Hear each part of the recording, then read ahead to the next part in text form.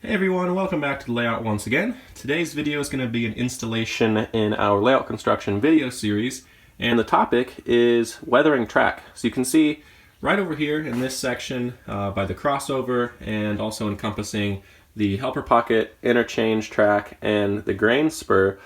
Those tracks have all been weathered, so we'll take a look at what I did there. I didn't take video of what I did over here because I was actually just testing out methods. I finally arrived at a method that I think is going to work well. So that's what I'll show in the rest of this video, and we'll work down the line and maybe around the corner as well. And I'll just share some of those methods, showing the process in action. So I'm going to go ahead and continue the track weathering on this section of concrete tie flex track here. I've already done a little bit of the rails here. We're going to keep working our way down this way on this unpainted rail.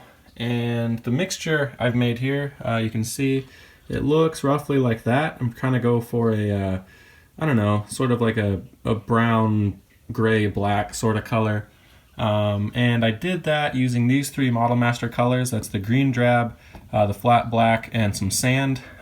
These two roughly in equal parts, and then I added maybe a fourth of the black. And then over here I put a little bit of this cheap burnt umber acrylic, and then I just took a little bit of it and scooped it in to our little pool here, just to kind of redden it up, I guess. And if you look at it, it doesn't look red at all. So that's after the fact. I think if you just mix these three, it would look a little too green because of this. So this sort of offsets that and just gives it a nice black brown sort of color, as I mentioned. So I have this little brush here. I don't even know, it's sort of a chisel tip and it's super short. So I'll wipe that off a little bit so there's not too much on there. And then I'll just paint the web of the rails. So let me set the camera down so we can see that.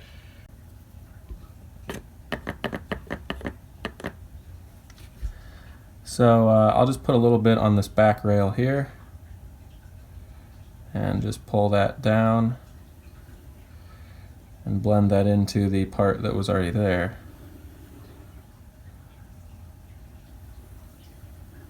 And naturally some of it's going to bleed onto those tie clips, which is actually a good thing. Or rail clips, I should say, because those are going to be a darkened color as well. And if it's a little bit uneven, I don't think that's a problem, because when I go in with the weathering powder, that naturally sort of evens out the weathering, and it isn't at all noticeable. So there, so you can see how that works. It blends in nicely. I think I need a little bit right there. And then if there's any empty spots or shiny spots after it dries in a couple minutes, so it's really easy, I'll just come in and touch that up. But you can see that's how it works, pretty straightforward. So right now, here's what our section of track looks like. You can see the weathering is pretty even. Right now there's still paint on the top of the railhead, but our next step is going to be using weathering powder, so we'll get that off after that step. So one thing to note is that if you look down the tracks, I don't know if you can tell, it's not 100% perfect, but that weathering powder will kind of even up the tie plates or the rail clips on either side. So you can see, if you look really closely, it's not 100% perfect, but again, that weathering will even out once we rub that powder in. Also to note, I don't really do the back side of the rail, so for the most part, I'm really just painting this face. The only thing I do for the far side is I'll take a little bit of paint and sort of rub it off, almost like dry brushing, and then just run it along the rail clips on the far side. So I have no idea what the web of the rail looks like over here. And in fact, it looks like it's weathered, but that's honestly probably just the shadow from the lighting. And honestly, I don't really care what it looks like from this side too much. It's a pretty rare angle. And I doubt anyone will often see that, and you can't really tell. So again, the only thing I do is I'll take my brush, dip it in a little bit of paint, and then just run it on the outside so it just catches the rail clips. If this will focus, you can see how it kind of got the rail clips on the outside. So anyway, that's all there is to it for the rail painting, and that's the same process for the wooden ties as well, except I don't really care about the spikes because those get weathered with the ties. So right now then I'm going to do a little bit of weathering powder and show you how that sort of finishes up the look. This dark earth weathering powder is the same stuff that I used on the wooden ties over there on the main line, so for like the crossover and all that. So this is a pretty soft brush. I'll just get a bunch on there and then kind of swirl it around so we don't have too much excess. And then I guess I'll do left to right. Just starting pretty much right on the rails, I'll just like softly drag it, and you can actually see a little bit of it come off. So if you get in there, let me focus. You can kind of see how it changes the color a little bit. I like the gray, but this is sort of an earthy, almost rusty color, but not too bright, and I think it kind of tops it off. So I'm just going to rub this in and then we'll take a look at how it turned out.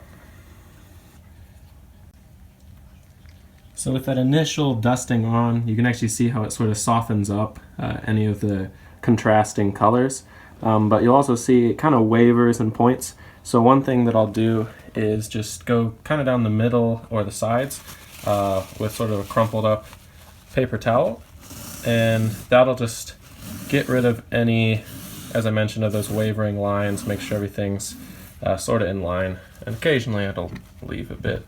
Paper towel probably isn't the best choice, but anyway, see how that looks. Not sure if you could tell, but it did sort of clean it up a little bit and put everything back in line. So anyway, that's all it is for the concrete tie flex track. That's all the weathering I'm going to do. So the next step then for this track would be ballast. But of course, what I haven't shown yet is the wood tie sections of track. So let's move around down the main line, and we have another turnout that we can check out and weather. So now it's time to talk about weathering wooden ties, and of course the rails that sit atop them. And what I'm going to do here, we're going to work on this test section rather than the actual layout. And the reason is I'm actually going to divide it right down the middle so we can get two looks. On the left, we're going to weather this so it looks like mainline use trackage. And then on the right, we're going to have a section that would be appropriate for like an industrial spur or even a yard track. And we're going to sort of fade the ties to look like they've been sun faded or they have a lot of dust on them or something. So to do that, we're going to use these colors over here. I have a number of Model Master paints as well as a cheap acrylic and also some weathering powders. So the first step that we're going to get into right here is just painting the ties a base color. And I will do this for all the ties, all the wooden ties that is, whether it's mainline or industrial spur. And to start with, I'm going to put 2 parts of this green drab color into our cup here. I will then mix in probably 1 part, or maybe it's 3 parts green drab, 1 part black, somewhere in that area. And then I also have this burnt umber color, and I'll put a little bit, whoa, that's no good, a little bit of that into this cup, and then I'll pull that over and just mix the brown until it's a very neutral looking brown, not too red, not too green, and then I'll just paint that all over the ties.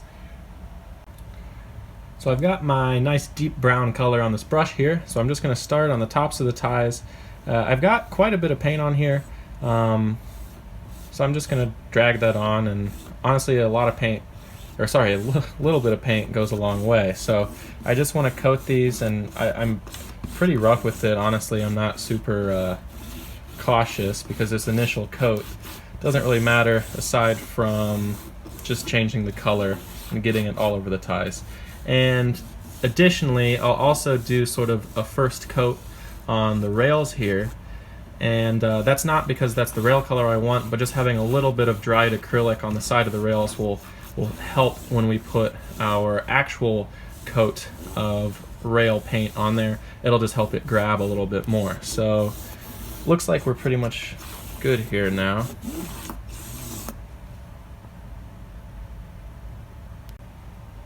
So now I'm going to focus on painting the rails, and we're really only going to do the mainline half of this test section, if you will. So that's going to be this side, and the reason for that is we're going to actually add more tie paint to the top of the industrial spur section over here, and I'm going to wait to paint the rails until the end. So I took our brown color that we had for our ties over here, actually everywhere. And then I mixed in a little bit of gray and then a little bit more black, and that just sort of neutralized the brown even further to make it seem a little more like a metallic color. So I'm going to grab some of that on our little, it's just a chisel brush here, and again, just working on the half for the main line, I'm just going to paint that on back there, just make sure we have an even coat.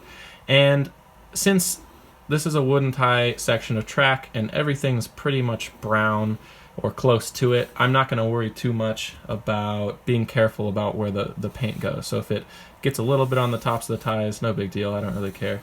I'm more careful with the concrete ties because obviously the color contrasts quite a bit more.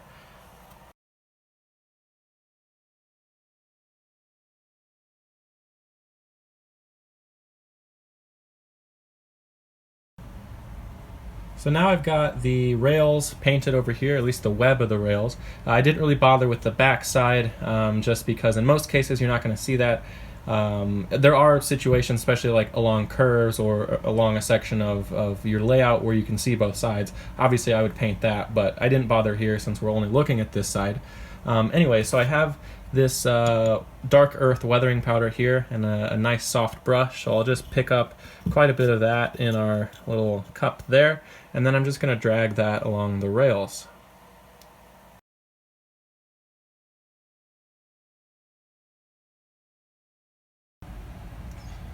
So with the weathering powder applied, we are now done with this section of mainline track, and we can turn our attention down here where we're going to try to simulate an older industrial spur.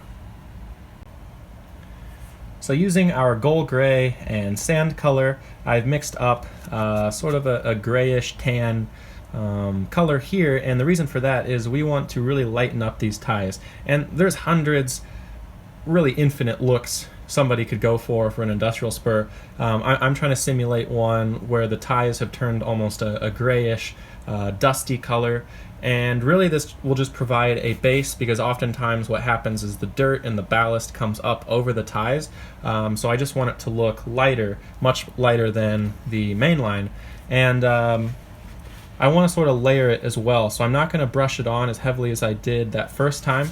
I'm going to kind of use a dry brushing method where I get some of that on the paper towel, and then above I'll sort of blotch it on, and then come back in and sort of smooth it out a little bit. But I'm just going to kind of put it on there. I'm trying to think of the word. This is a technique, but I do want some of that base color to show through, because it suggests maybe that the wood is rotting in places. Oftentimes you'll see like knots or little holes in the tie where some of that has come through. So I'm just going to blot that on there, and then I'm really going to wipe off the paint.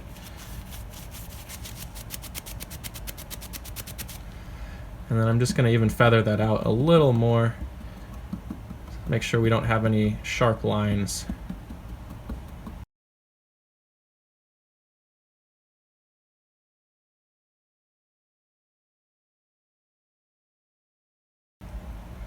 So I have let the sort of lighter color paint on here dry, and what I'm going to do now is take our original tie color, and I'm actually going to layer it again. So I've taken a little bit on here and just sort of brushed it on. And for the most part, when I'm doing a heavily weathered section of track, it's really just improv. And if a look doesn't come to me, or it's not looking right in the moment, I'll just keep layering until I get a look that I want. But for the most part, I'll create sort of a sense of depth and age by using a couple layers, if not more. So now with that original dark brown color, I'll just sort of brush that off. I'm just going to go along the top of the ties like this to catch the ribbing, and that'll make the texture of the ties sort of come to life, and then we will see that faded color underneath, and this will highlight that texture, as I mentioned.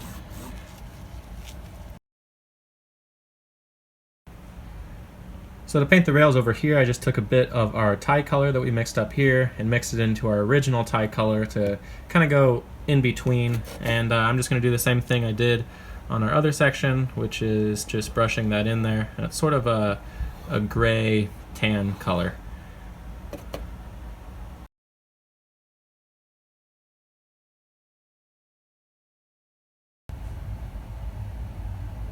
And with the rails weathered, that's really all there is to it. So I pulled the track up here so you could see it on the cork backdrop, and hopefully that highlights the colors a little better. But yeah, that's how I weather my track. I've really only been doing it for like a week now, but I'm liking the method. I saw some other people that did this, and it worked out quite well. And all this track through here that's actually installed on the layout, I use the exact same methods. You can see over here that I even got more creative and highlighted some of the individual ties to give it sort of an uneven look. So there's just infinite possibilities using those simple methods. And anyway, hopefully you guys enjoyed. Before we leave off, I do want to note a couple of things about weathering turnouts. I'm sure most of you already know this, but it's a good idea to mask off the switch points there. You can also come in after and scrape off any excess points or excess paint, but it's probably just easiest to mask in the first place. That way that the point rails can still make contact with the live rails. And then there's a contact pad here. This is an Atlas turnout. And the contact pad here provides electrical connection for the middle rails here and from the point rails. So anyway, I just made sure when I painted that I didn't flood it with a lot of watery paint. That way it didn't really sneak under that crack there in between. I was just very careful to make sure I had a relatively dry brush when I went over that. And that's really it, I think. I also made sure to mask off the concrete ties, obviously. So yeah, I'm trying to think if there's anything else to add, and I do not think so. So if you guys have any questions, of course, let me know. I'll get back to you as soon as possible, but other than that, that's all I have for you. So as always, guys, thank you so much for watching, and I'll see you guys next time.